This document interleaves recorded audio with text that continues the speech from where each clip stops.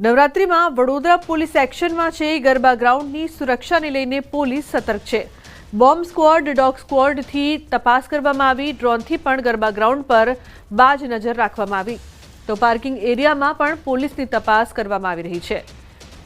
તો ડ્રોનથી પણ ગરબા ગ્રાઉન્ડ પર બાજ નજર રાખવામાં આવી રહી છે। પાર્કિંગ એરિયામાં પણ પોલીસની તપાસ જે પ્રકારથી સમગ્ર દ્રશ્યો આપ જોઈ રહ્યા છો કઈ રીતે તપાસ કરવામાં આવી રહી છે। નવરાત્રીમાં વડોદરા પોલીસ એક્શન મોડમાં જોવા મળી રહી છે।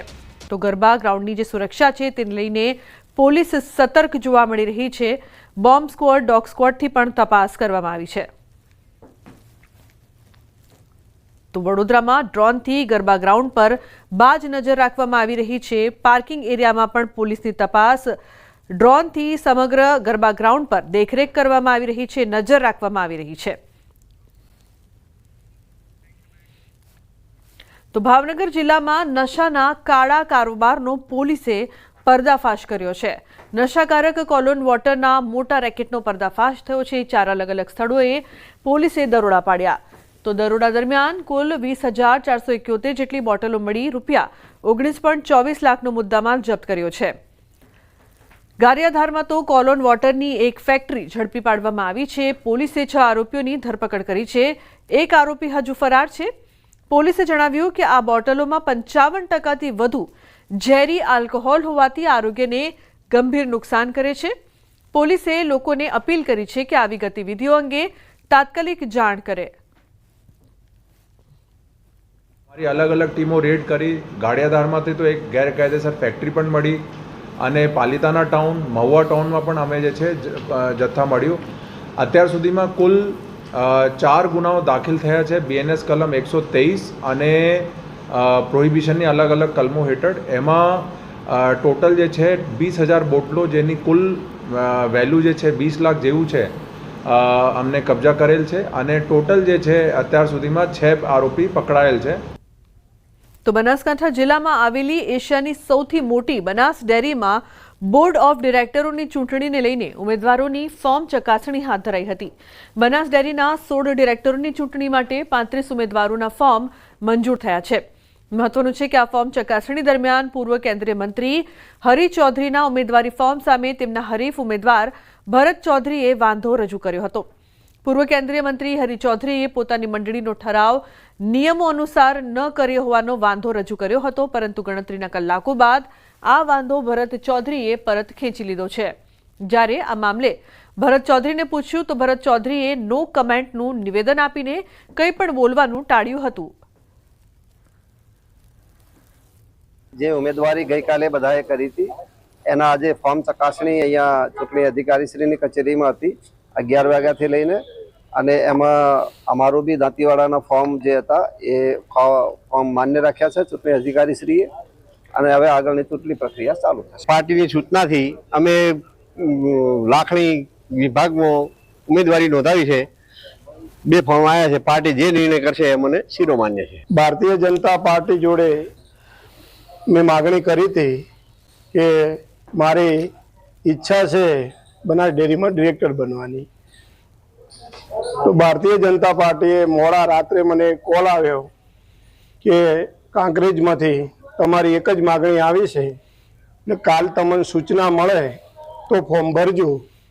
એટલે ગઈકાલે મને સૂચના મળી 12 વાગ્યા પછી અને મેં મારી ઉમેદવારી 12:39 તે મામલતદાર કચેરી કાંકરેજ ખાતે નોંધાવી છે। 35 ઉમેદવારી પત્ર માન્ય કરેલ છે, જેમાં પાલનપુરમાં 2, વડગામમાં 7, દાંતામાં 5, અમીરગઢમાં 1, દાંતીવાડામાં 3, ડીસામાં 1, ધાનેરામાં 2, થરાદમાં 1, વાવમાં 2, ભાભરમાં 1, દિયોદરમાં 2, કાંકરેજમાં 2, રાધનપુરમાં 1, સાંતલપુરમાં 2, સુઈગામમાં 1 તથા લાખણીમાં 2 મળી અને કુલ 35 ઉમેદવારી પત્રોને માન્ય રાખવામાં આવેલ છે। બોડેલી ખાતે આવેલ સામૂહિક આરોગ્ય કેન્દ્રનું બેઝમેન્ટ ગંદકીનું કેન્દ્ર બની ગયું છે। છેલ્લા ઘણા સમયથી ચોમાસાના પાણી અહીં ભરાયેલા છે, જેના કારણે મચ્છરોનો ઉપદ્રવ વધ્યો છે। સ્થાનિકો તેમજ દર્દીઓમાં મચ્છરજન્ય રોગચાળો ફેલાવાનો ભય છે। 5 વર્ષ પહેલા બનાવવામાં આવેલ પાર્કિંગ માટેના બેઝમેન્ટમાં પાણી ભરાવાની સમસ્યા દર વર્ષે સર્જાય છે, છતાં યોગ્ય વ્યવસ્થા ન કરાતી હોવાથી લોકોમાં આક્રોશ છે। આ બેઝમેન્ટની અંદર 1.5 થી 2 ફૂટ તો પાણી ભરેલા છે. ડ્રેનેજ લાઇનના પાણી હોય કે વરસાદી પાણી હોય, પણ આ કેવું? જ્યારે હોસ્પિટલ એટલે નાગરિકોના હેલ્થની સાથે એટેચ થયેલો વિષય છે આ હોસ્પિટલ એટલે, અને છતાં પણ જો અહીંયા આવી દુર્ગંધયુક્ત આ બધી ગંદકી હોય, પાણી ભરેલા હોય બેઝમેન્ટમાં, છલોછલ પાણી, અને એનો કોઈ નિકાલ પણ નહીં. આરોગ્ય ખાતાના તાબા હેઠળ આવતી હોસ્પિટલ છે. હું તો એવું માનું છું ડોક્ટર મિત્રો પણ અહીં ત્રાસી ગયા હશે, એ પણ કોને કમ્પ્લેન કરી શકે? ચોમાસાનું ભરાયેલું પાણી જે લગભગ અહીંયા આગળ કોઈ નિકાલ થતો નથી વર્ષોથી. આ પાણી એવું ને એવું છે, જેટલું ચોમાસાની અંદર વરસાદ પડ્યો આ બધું પાણી અહીંયા ઘેરાયેલું છે, અને અહીં ઘડી એવું લાગી રહ્યું છે કે આ પાણી જે ખરું ને એનાથી રોગચાળો ફેલાઈ રહે છે. તંત્રને રજૂઆત કરવા છતાં બી અહીંયાથી આ પાણીનો કોઈ નિકાલ થતો નથી. એવું લાગી રહ્યું છે કે લોકો અહીંયા બીમારીથી સારા થવા આવે છે, પણ આ ગંદકીનું સામ્રાજ્ય જોઈને એવું લાગી રહ્યું છે કે લોકો અહીંયાથી બીમાર થઈ જાય એવી પરિસ્થિતિ છે. જગ્યા નીચાણ વાળો વિસ્તાર હોય, અહીંયા વરસાદના પાણી પણ ભરાય છે અને નીચેથી પાણીના ઝર પણ ફૂટે છે, તો વારંવાર પાણી ભરાઈ જાય છે. વરસાદમાં એ પાણી ભરાયેલું જ રહે છે, એનું કોઈ કાયમી નિરાકરણ નથી.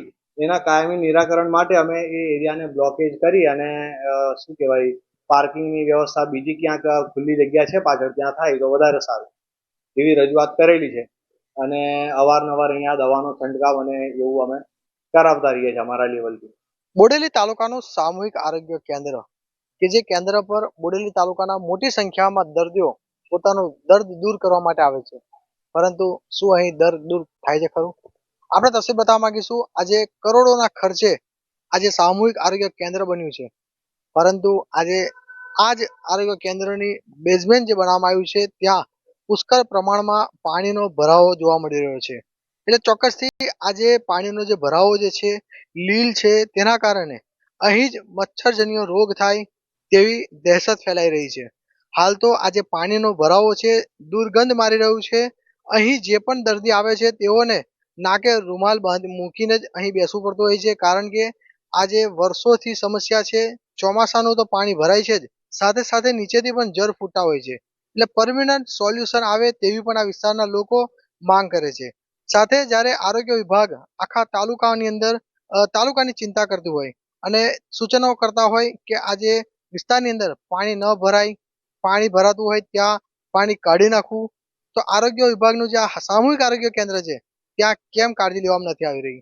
આજે મહત્વનો સવાલ તો એ ઊભો થાય છે કે જ્યારે કરોડો રૂપિયાના ખર્ચે બિલ્ડિંગ બનાવેલું છે, એનો સ્ટ્રક્ચર પર પણ એક સવાલ ઊભો થાય કે આ સ્ટ્રક્ચર જો નીચે પાયા જે છે ત્યાં પાણી ભરાયેલું છે, એટલે ચોક્કસથી સ્ટ્રક્ચરને પણ મોટું નુકસાન થાય તે પણ લાગી રહ્યું છે. એટલે હવે સત્વરે આ પાણીનો નિકાલ કરવામાં આવે તેવી જ લોક માંગ છે. સેજબ ખત્રી, ન્યૂઝ 18 ગુજરાતી, છોટાઉદેપુર.